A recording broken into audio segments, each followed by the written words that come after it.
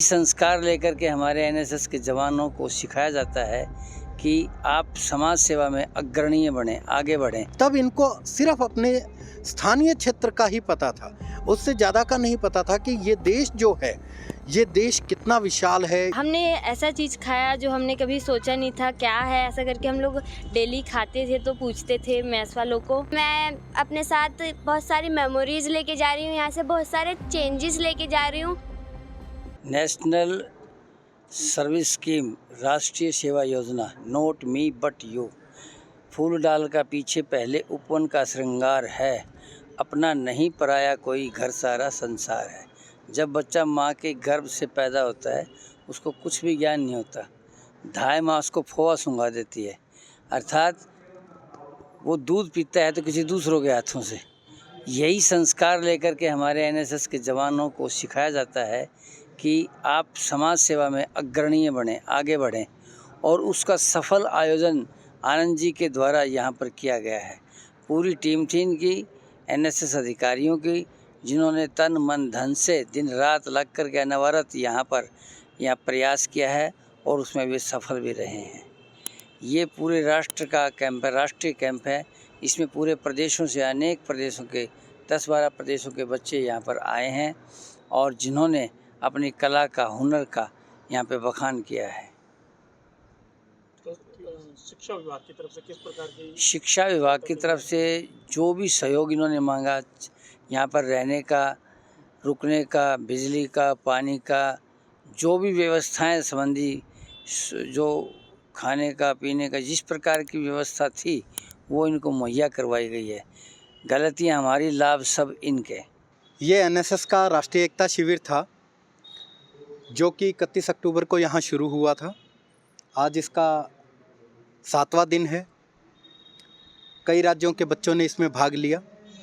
जैसा कि ये आयोजन हरियाणा सरकार के उच्चतर शिक्षा विभाग के द्वारा करवाया जा रहा था, ये उच्चतर शिक्षा विभाग के द्वारा प्रायोजित था।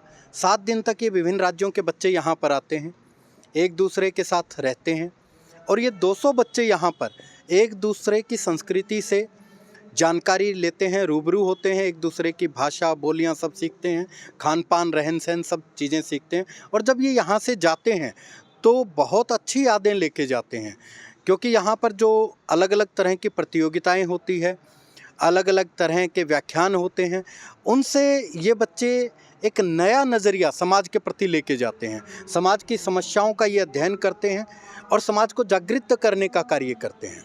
और इससे इनका भी पर्सनैलिटी डेवलपमेंट होता है, व्यक्तित्व विकास होता है। हरियाणा सरकार प्रतिवर्ष इस तरह के 10 राष्ट्रीय एकता शिविरों का आयोजन करवाती है, जिनमें से 4 स्कूल के बच्चों के लिए होते हैं और 6 कॉलेज और यूनिवर्सिटी के बच्चों के लिए होते हैं।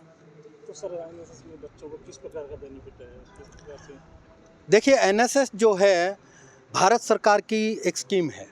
तो भारत सरकार की स्कीम के माध्यम से हम देखते हैं कि एनएसएस के बच्चे का सबसे पहला तो पर्सनैलिटी डेवलपमेंट होता है।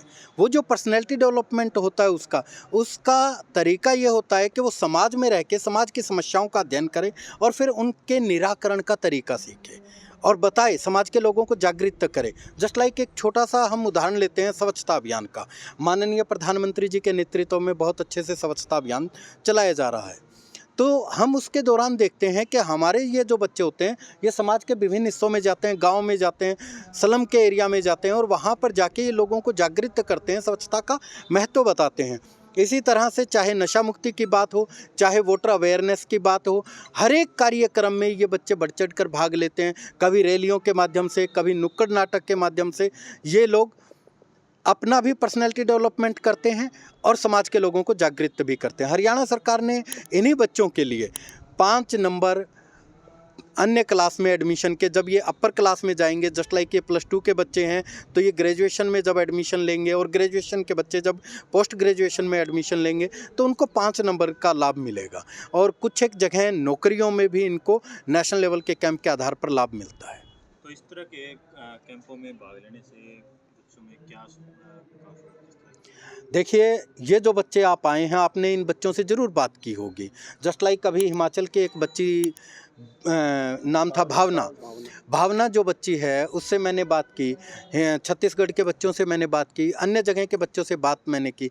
ये बच्चे जब 7 दिन पहले आए हुए थे तब इनको सिर्फ अपने स्थानीय क्षेत्र का ही पता था, उससे ज़्यादा का नहीं पता था कि ये देश जो है, ये देश कितना विशाल है, इसकी संस्कृति कितनी शानदार है, किस तरह की बोलियाँ हैं, किस तरह के खान पान हैं। और जब ये यहाँ 7 दिन रहे हैं, जस्ट लाइक कल काफ़ी बच्चों ने जो अन्य राज्यों के आए हुए थे उन्होंने चूरमा खाया है, तो जो छत्तीसगढ़ के बच्चे आए हुए थे उन्होंने कहा जी ये हमने पहली बार खाया है। और इनको इसी तरह से गज्जक दी गई, गज्जक इन्होंने कुछ राज्यों के बच्चे थे उन्होंने कहा जी हमने पहली बार खाई है। तो अलग अलग जगह के बच्चे हैं, वो अलग अलग जगह की संस्कृति से रूबरू होते हैं और यही एक वो चीज़ है जो इनको यूनिक बनाती है, उनको इस देश की महानता का पता लगता है। जो अलग अलग व्याख्यान होते हैं वो भी इनको इसी बात पर दिए जा रहे हैं कि आप लोगों को पता लगना चाहिए कि किस तरह से ये देश जो है एक महान देश है और हम इसमें क्या योगदान दे सकते हैं। इनके लिए जॉब ओरिएंटेशन के अलग अलग व्याख्यान होते हैं, इनको स्टार्टअप के बारे में बताया जाता है, इनको बताया जाता है कि किस तरह से आप समाज के हित में और राष्ट्र के हित में कार्य कर सकते हैं। यहाँ आकर के बहुत कुछ सीखने को मिला।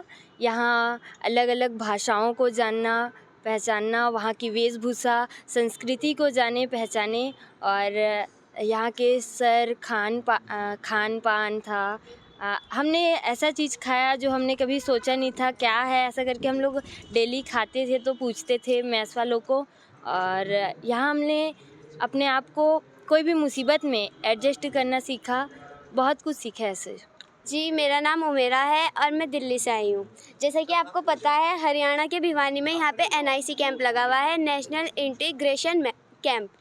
और यहाँ पे आज लास्ट डे है तो बहुत सारे प्राइज़ डिस्ट्रीब्यूशन मतलब चल रहा है यहाँ पे। और मैं अपने साथ बहुत सारी मेमोरीज़ लेके जा रही हूँ, यहाँ से बहुत सारे चेंजेस लेके जा रही हूँ।